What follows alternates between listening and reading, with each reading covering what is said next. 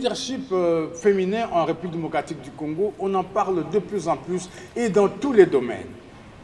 Mais d'autre part, il suscite beaucoup d'interrogations sur la capacité de la femme congolaise, de la maman congolaise, comme on l'appelait à l'époque, de conduire les affaires de l'État.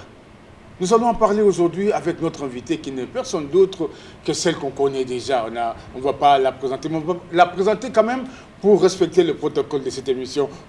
Il s'agit de l'honorable Marie-Louise Ekpoli, avocate au barreau de Kinshasa Matete. Elle est diplômée du Collège des hautes études de stratégie et défense, la 5e session.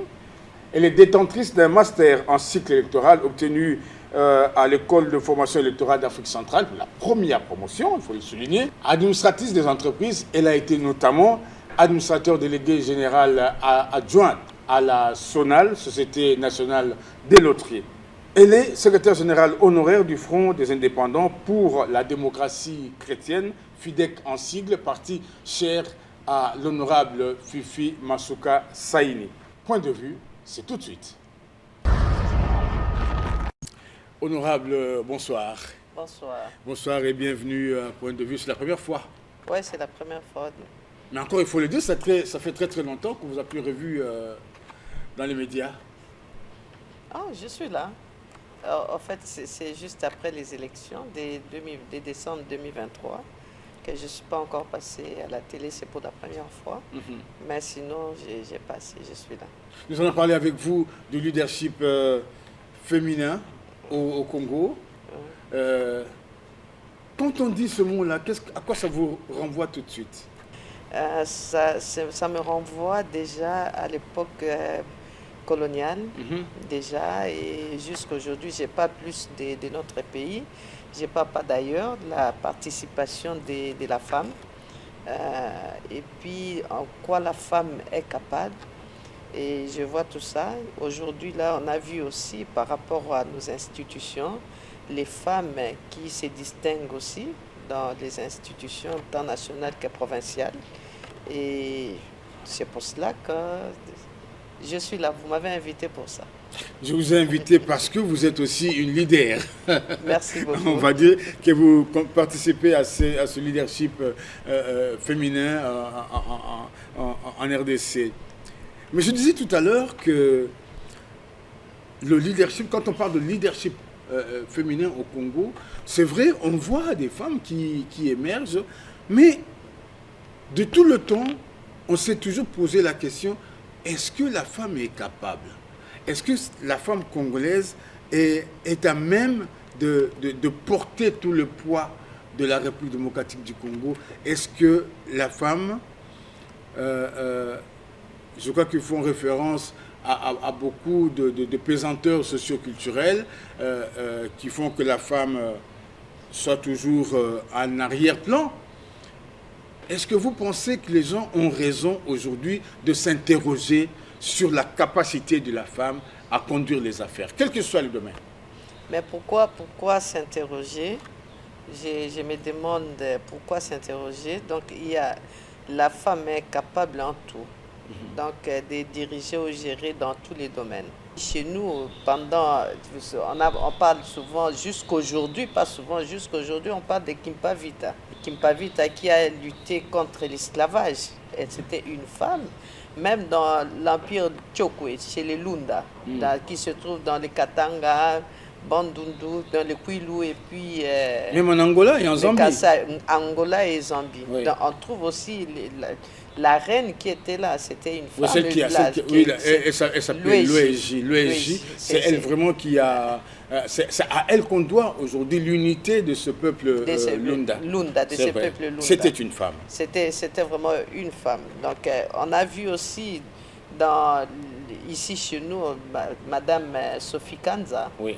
Qui était première femme universitaire du Congo. Nous avons vu celle qui était mon idole, Madame Adrienne Yekila Lyonda. Elle était même ministre des Affaires étrangères. Oui. Donc, on a beaucoup d'exemples chez nous.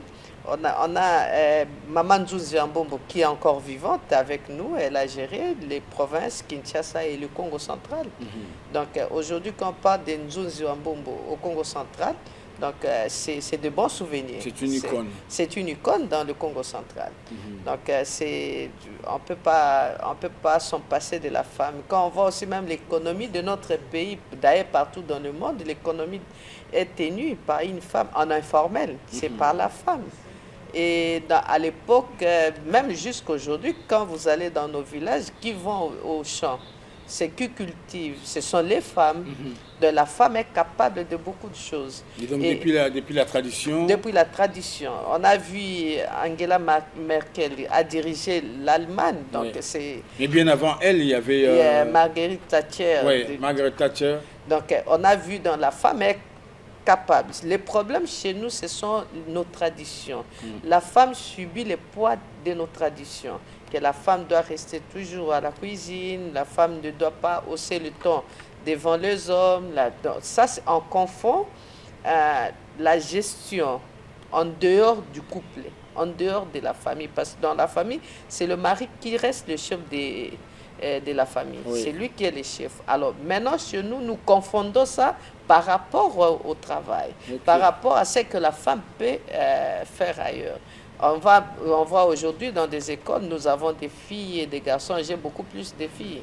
Mais les filles sont plus brillantes que les garçons. Madame, là...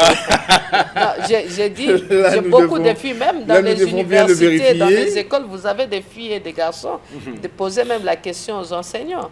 Donc les filles sont plus brillantes que les garçons. Mais s'il y a des pesanteurs, comme vous avez dit tantôt ici, il y a des pesanteurs qui retiennent les femmes, qui pensent que la femme n'est pas capable de faire... La femme n'est pas capable peut-être de... elle a honte peut-être de voler l'argent de l'État. Voler devant les gens, la femme n'est pas capable pour ça. Mais pour le reste, non. Dites-moi, on a cité les gens qui ont volé des millions, entre parenthèses, ici chez nous. Les noms de quelles femmes Il n'y a pas une seule femme. Non, pas du tout. Donc c'est pour dire que la femme est capable pour de bonnes choses. C'est vrai que l'exception ne manque pas. Oui. Ça, c'est pour confirmer aussi la règle. Mais la femme est capable de beaucoup de choses. On a vu, comme j'ai dit, j'ai cité les noms de maman là, il y a maman Koima Fouta, bébé Koima Fouta, qui était vice-gouverneur pendant longtemps. Oui.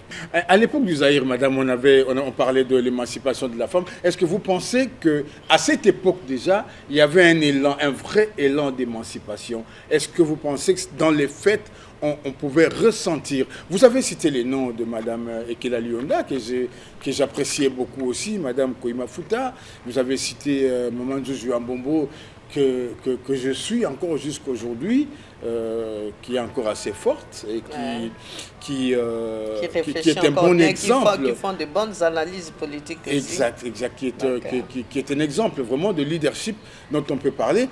Mais ce que je veux dire, c'est c'est à compter sur le bout des doigts.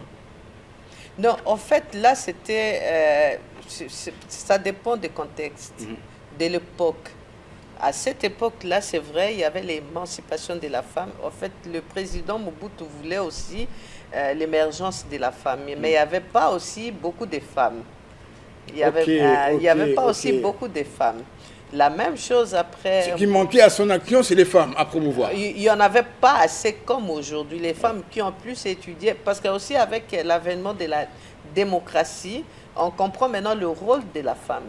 Parce qu'aujourd'hui, on avait un séminaire au niveau des Thiès la semaine passée. Donc, il y a le DG des Thiès, le général, nous a dit la femme ne doit plus se plaindre, plutôt agir. Elle doit agir. Elle doit agir. Oui, elle doit passer à l'action. Passer à l'action. Donc, c'était difficile parce que là, c'était la femme qui était là pour faire les djalélos, pour les animations, pour autre chose. Mais aujourd'hui, la femme connaît sa place. La femme dit, non, moi, je suis capable de faire ce que les hommes font. Et aussi, c'est le problème aussi de la politique. La politique, c'est-à-dire... au niveau du chef de l'État au chef du gouvernement. faire émerger beaucoup plus les femmes, ça va donner les goûts aux jeunes filles qui vont à l'école pour dire non, comme moi je vous dis, moi mon idole c'était s'identifier à tel. Comme vous parlez de moi je m'identifie à Ekila Lyonda, paix à son âme, je m'identifie à elle. Donc, il faut faire la même chose, je vois, avec le président Félix Tshisekedi qui est champion de la masculinité positive est en train de le faire. Donc, ce n'est pas que Mobutu ne voulait pas.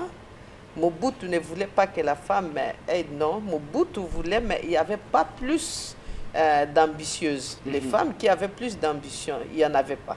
Mais aujourd'hui, il y a les femmes qui ont plus d'ambition.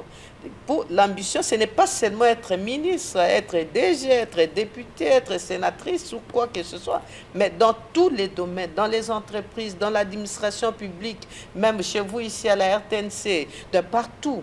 Donc, il faut l'émergence de la femme capable. Là, il faut aussi la femme qui mérite, la méritocratie.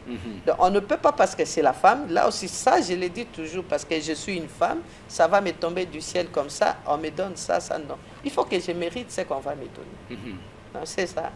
Oui, mériter, c'est vrai, mais un coup de pouce n'est toujours pas malvenu. Non, pas du tout. Ce n'est pas malvenu, mais il faut savoir aussi si vous... surtout ceux qui ont des responsabilités, qui ont la possibilité de faire émerger une femme, qui pensent aussi qu'il faut choisir les femmes compétentes. Voilà. Vous avez parlé du président Tshisekedi.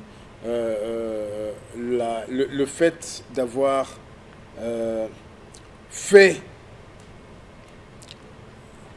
réalisé cette disposition constitutionnelle concernant la gratuité de l'enseignement.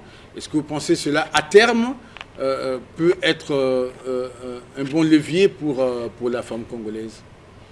Bien sûr que oui, parce qu'on voit déjà depuis qu'il est là... Parce que quand vous parlez de l'époque de Mobutu, où il n'y avait pas assez de femmes... Il n'y avait pas de gratuité, il n'y avait pas assez de femmes formées non plus. Il faut dire aussi, à l'époque de Joseph Kabila, il y a eu beaucoup de femmes, beaucoup de filles qui sont allées à l'école. Il y a la fille, vraiment, ils ont étudié, même quand on faisait les sondages, il y avait plus les filles dans les universités surtout, même les écoles, que les garçons.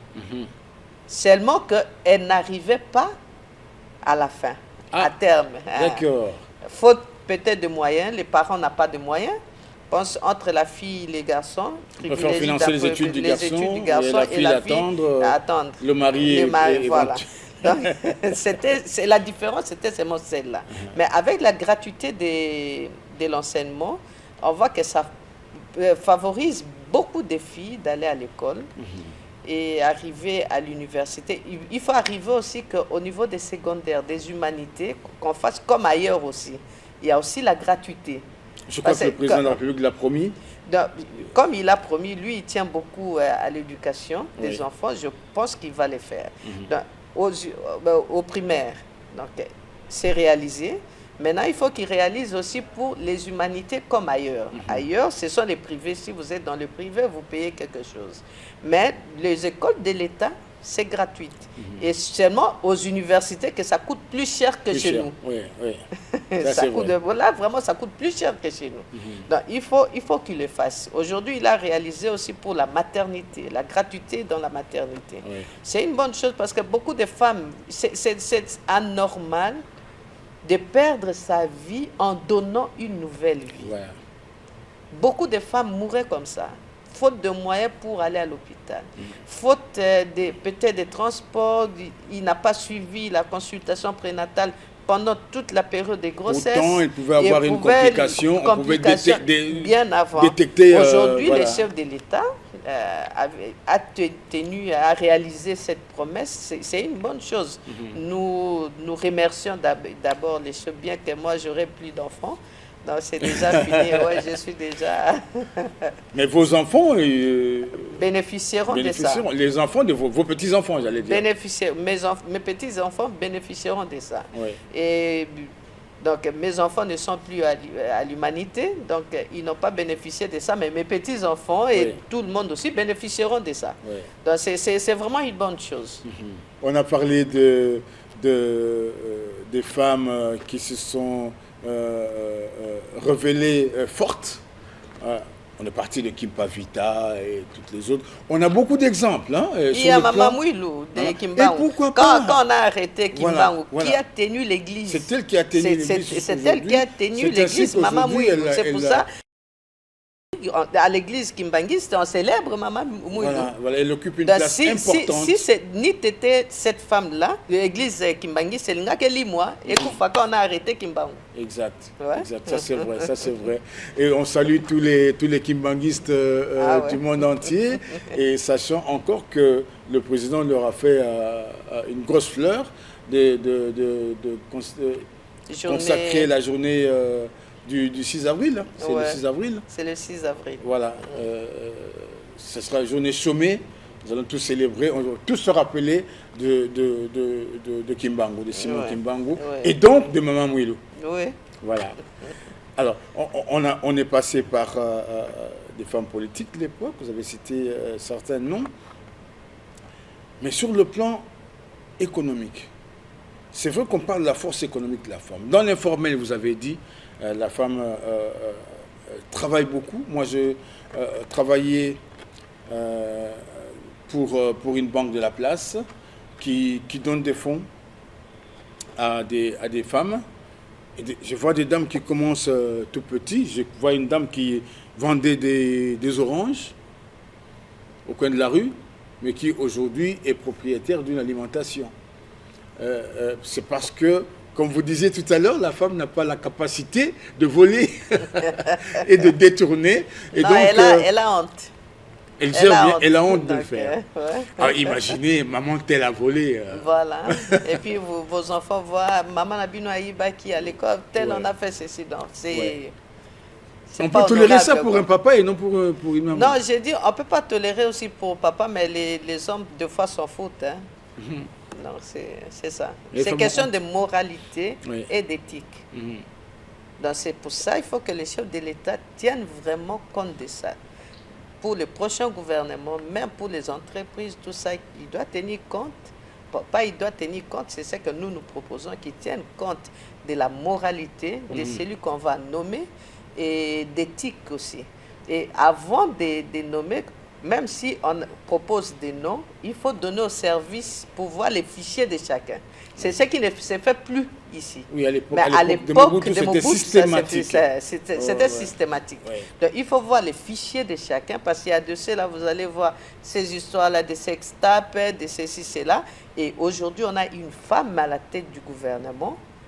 C'est une femme de bonne morale, de bonnes mœurs. Je m'excuse, je ne connais pas trop, mais en la voyant seulement comme ça, on voit que c'est une femme de caractère, de bonne morale, de bonnes mœurs. Donc, elle ne peut pas accepter d'être avec des gens qui n'ont plus de morale, qui n'ont pas d'éthique, pour bien travailler, pour qu'elle puisse gagner son mandat. Je vais vous poser une question qui va peut-être, parce que je vais parler politique avec vous maintenant, gouvernance politique. Parce que, en fait, c'est vous qui m'avez relancé dans le sujet en parlant de Madame Judith Suminwa Tuluka, qui est devenue la toute première ministre. Il faut insister. On dit première ministre maintenant. La première ne vous dans dérangez l'histoire pas, de notre pays. Voilà, ne vous dérangez pas à dire Madame le Premier ministre, non. C'est Madame la Première ministre, c'est autorisé. C'est dans tous les métiers d'ailleurs. Hein. On dit Madame la gouverneure. La ministre. Voilà, tout ça. Madame l'auteur, l'autrice, on dit l'autrice d'un ouvrage. Voilà, donc on a féminisé tous les métiers. Ça aussi, c'est au bénéfice de l'émergence de la femme qui confirme sa présence dans tous les domaines. Et donc, les femmes n'acceptent plus qu'on les appelle Madame le gouverneur, Madame le directeur Ce n'est général. pas que la femme n'accepte plus, mais c'est comme ça avec les dictionnaires. Voilà. Les nouveaux dictionnaires, ce n'est pas que l'Académie française a constaté qu'il fallait mettre la femme à sa place. Ce n'est pas que la femme qui a refusé. Exact. Alors, en parlant gouvernance, je vous ai présenté tout à l'heure comme secrétaire général honoraire du FIDEC, ce parti cher à Fifi Masuka, l'honorable Fifi Masuka, il faut préciser. Honoraire, vous avez quitté le parti, vous avez quitté le poste. Okay. En fait, honoraire, j'ai quitté mes fonctions de secrétaire général, mais je n'ai pas quitté le parti. Ah, vous êtes toujours membre du parti? Je suis membre du bureau politique du parti, je suis membre cofondateur de ce parti. Ok. J'ai quitté plutôt les fonctions de secrétaire général. Les fonctions de secrétaire général. Ouais. La précision était importante pour moi. Ah, merci beaucoup. La précision était importante pour moi parce que Madame Fifi Masuka, quand on parle de gouvernance, quand on parle de leadership féminin, il y a un nom qu'on ne peut pas ne pas citer. C'est le sien. Et vous avez été à ses côtés. Vous formiez un tandem. Bon, quand j'apprends que vous êtes plus secrétaire général, ça m'embête un peu parce que je voyais ce tandem féminin à la tête d'un parti aussi important. Je vous voyais sur tous les fronts. Quand on voyait Fifi Masuka. Carrément. Mais ça ne change pas. Avant d'être secrétaire général, je la soutenais, je la défendais. Secrétaire général, je le faisais. Oui. Après secrétaire général, j'ai continué à le faire. Avant et après, c'est pareil. C'est pareil. Alors, moi, je vais C'est moi que je ne sais plus engager le parti. Exact. C'est tout. Exact. D'accord.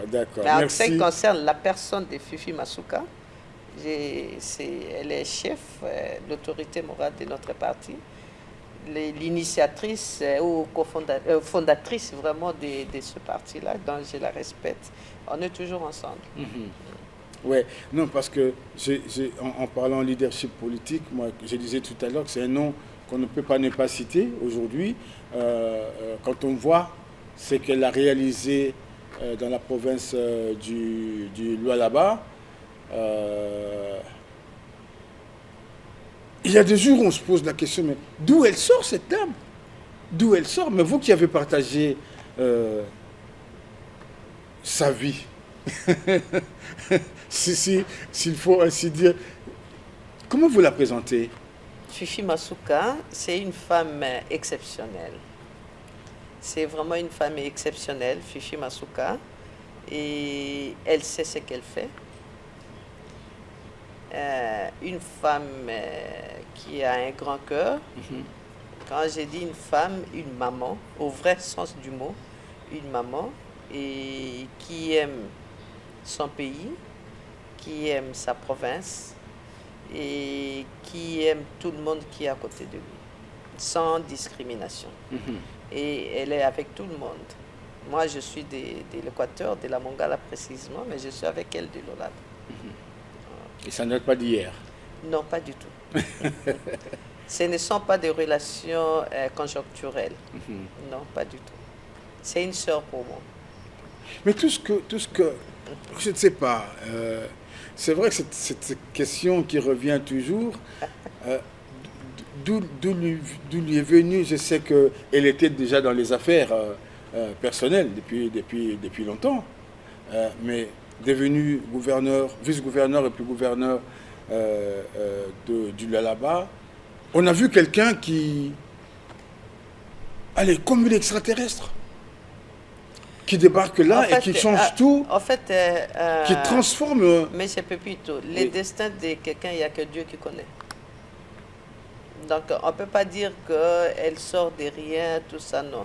C'était sa destinée. Et elle fait son temps. Fifi Masuka elle a aussi souffert dans sa vie. Elle fait aussi des témoignages. Elle donne des témoignages de sa vie. Elle était dans les affaires depuis qu'elle était étudiante. Donc, c'était plus dans les mines et après dans les constructions. C'est une femme qui ne parlait pas beaucoup. C'est maintenant qu'elle parle à cause de la politique.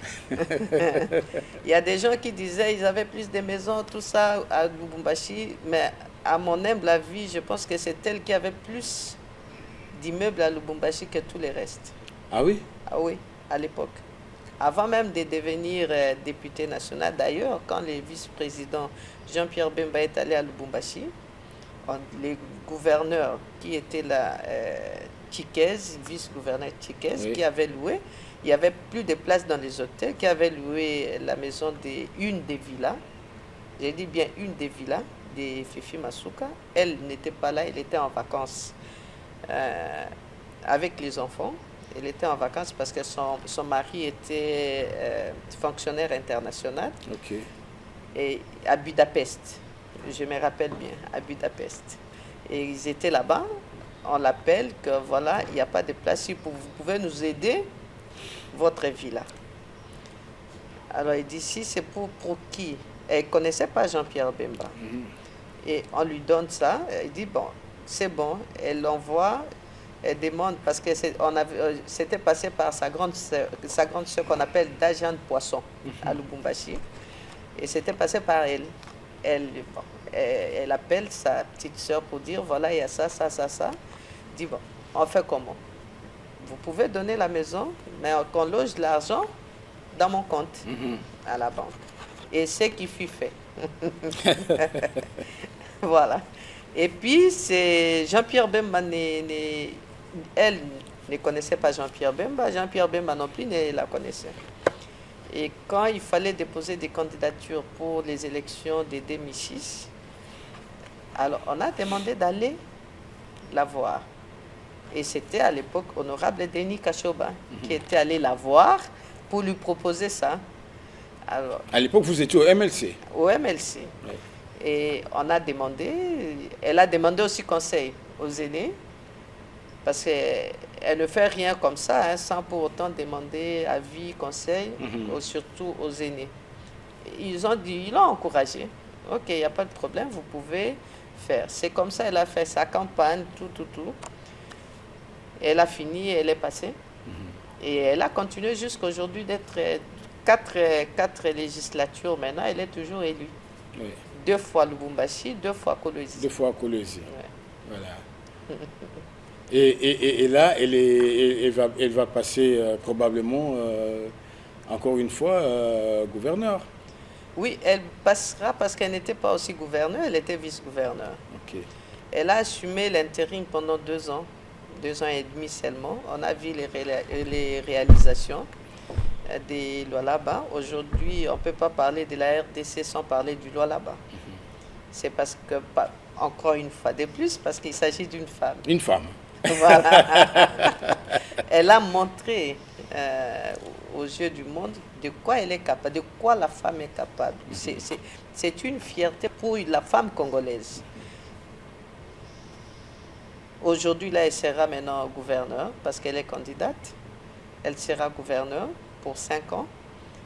Et il faut consolider les acquis. Oui. Elle va continuer avec les programmes parce que c'était trop parachever ambitieux. tous ces projets qu'elle avait déjà démarrés. Trop ambitieux. Oui. Donc, il faut continuer avec ça. Et demain, on parlera de Lualaba on va commencer à faire la comparaison de Lualaba d'une ville de l'Europe ou bien d'ailleurs. Ou d'Asie. Ou d'Asie. Voilà. Je me pose toujours la question, quel péché a-t-elle commis? Aujourd'hui, dit, elle ne peut pas être gouverneure, elle a géré ceci, elle a fait ceci. J'ai dit, simplement, c'est de la sorcellerie pure et simple. C'est des gens qui n'aiment pas le développement de leur province. S'il faut dire aux gens de Lualaba, c'est une minorité, des gens qui disent non, on ne veut pas de lui, elle a fait ceci, elle n'a pas fait ça, c'est une minorité, ce n'est pas une majorité. Et comme vous le savez toujours, la minorité ose toujours plus la voix, les tons, et fait beaucoup plus de lobbying par rapport à la majorité. Les Lualaba hier, c'était les districts. Oui. Des districts à l'époque. Et pour les infrastructures, c'est moi ça que les Belges avaient laissé. Mais c'est le Lualaba qui fournissait, qui produit jusqu'à aujourd'hui plus de minéraux dans l'espace Grand Katanga. Mais les Lualaba avaient bénéficié de quoi? Les Lualaba avaient bénéficié de quoi? Mais une femme à la tête des provinces, il dit, tout le monde, les Lualabais, doivent bénéficier de leurs minéraux, de leurs terres à eux. Et elle fait tout ce qu'elle fait au Lualaba avec.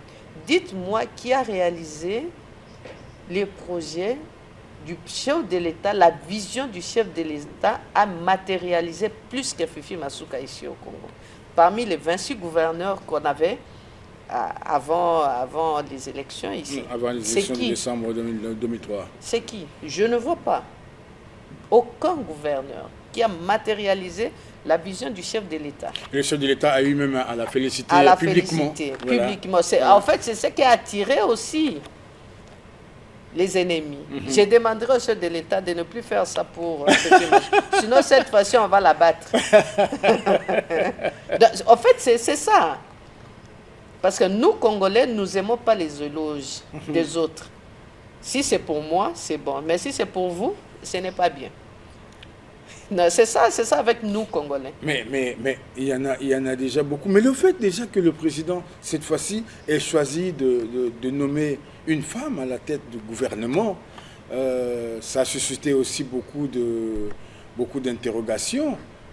Mais pourquoi? C'est pour ça que je me pose la question. Oui, parce que c'est une femme. Parce que moi, j'ai lu par exemple sur le net quelqu'un qui dit mais le président, qu'est-ce qu'il fait là? Il voit bien que le pays est en guerre et il nomme une femme. Jeanne d'Arc était qui en France? C'était une femme. Alors, mais pourquoi pas chez nous? Pourquoi se poser des questions d'une femme à la tête du gouvernement? Je vois d'ailleurs, caméraman ici, c'est une femme. Oui. Jadis, c'était le travail réservé aux hommes. Oui. C'était pas aux dames. C'était réservé vraiment aux hommes. Mais avec le cœur d'une maman. Vous savez, avec la maman, même si un enfant est malade, vous avez 20 ou combien d'enfants à la maison, un enfant est malade. C'est toute la maison qui est malade. Je pense qu'avec la femme à la tête du gouvernement, cette histoire de l'Est, elle aura pitié d'un de ses enfants qui est malade, qui a des problèmes, qui est violé tous les jours, qui est tué tous les jours. Avec le cœur d'une maman. On ne peut pas se poser des questions. Ça, c'est ce que j'ai dit, ce sont des pesanteurs.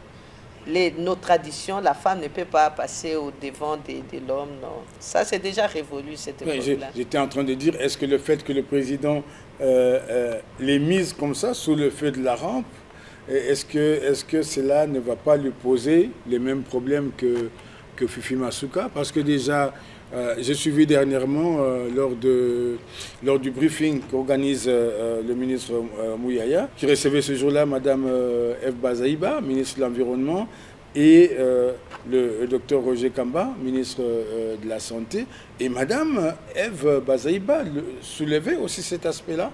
Parce que déjà, on commence à chercher la petite bête, on commence à chercher quelque chose qui ne marche pas chez madame. Et quand on ne trouve pas, on en invente. On le fait moins, je le dis parce qu'on le fait moins quand c'est un homme. Mais quand c'est une femme, on cherche maintenant. Aujourd'hui... Non, en fait, c'est parce qu'on n'a pas cette culture-là. Quand on dit qu'il faut changer nos mentalités, il faut changer le narratif aussi vis-à-vis de la femme. Parce que moi, je ne comprends pas la femme qui est ta maman, ta fille, ta grand-mère, ta soeur, ta cousine, ta nièce, ta petite fille, tout. Pourquoi? Je ne sais pas. Je comprends toujours pas, sincèrement. Pourquoi? La femme qui est capable de beaucoup de choses, je m'excuse plus que même les hommes. Parce que la femme a un cœur. Je donne toujours l'exemple. Nous travaillons, nous avons les mêmes primes, nous avons les mêmes salaires avec vous. Le jour des payes, moi, la femme, je dirais, à la maison, il n'y a pas de sel. Mon neveu doit faire ceci, mon fils doit faire cela, je ramène. Mais vous les hommes, vous dites, master, toke no na coin place mon coin. Tant beaucoup na coin là, ça commence. Et bando tikalanda. Et bando tikalanda bon. Et puis les hommes, dans nos cultures aussi, vous êtes élevés. C'est une occasion pour vous aussi d'ajouter des femmes, des copines, des maîtresses.